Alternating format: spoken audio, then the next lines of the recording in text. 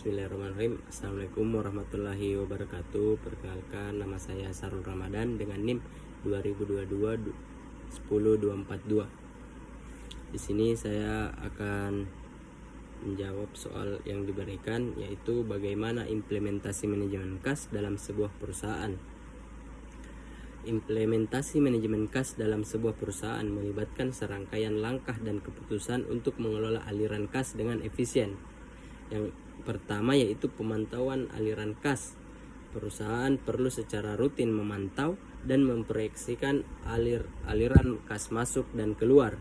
Analisis terhadap sumber-sumber dan penggunaan kas membantu dalam pemahaman yang lebih baik terkait dengan posisi keuangan perusahaan. Yang kedua, pengelolaan penerimaan kas, yaitu efisiensi dalam proses penagihan dan pemungutan biaya piutang dapat mempercepat penerimaan kas, dan juga diskon untuk pembayaran cepat atau intensif lainnya dapat mendorong pelanggan untuk membayar lebih awal. Yang ketiga, pengelolaan pengeluaran kas. Perusahaan perlu memiliki kontrol yang ketat terhadap pengeluaran kas. Pengeluaran yang tidak perlu harus dihindari, dan juga pemilihan vendor yang memberikan diskon atau syarat pembayaran yang menguntungkan dapat membantu mengoptimalkan pengeluaran. Yang keempat, analisis kebutuhan modal kerja.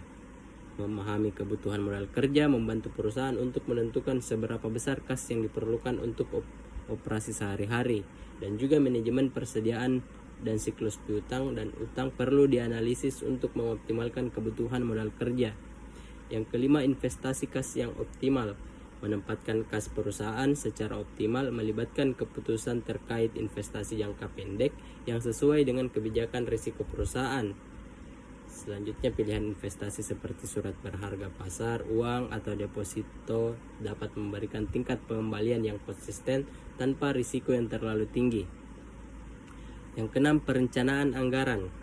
Membuat anggaran kas membantu dalam merencanakan dan mengalokasikan sumber daya keuangan.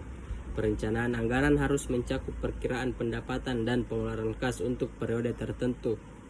Yang ketujuh, kredit kebijakan pembayaran. Menetapkan kebijakan kredit yang bijaksana dan mengevaluasi risiko kredit pelanggan dapat meminimalkan risiko piutang macet. Kebijakan pembayaran kepada pemasok juga perlu dipertimbangkan untuk mengelola hubungan dengan pemasok.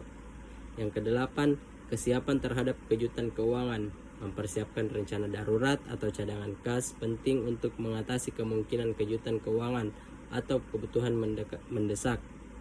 Melalui pendekatan holistik terhadap manajemen kas, perusahaan dapat menjaga likuiditasnya, mengoptimalkan kinerja keuangan, dan menghadapi tantangan keuangan dengan lebih baik.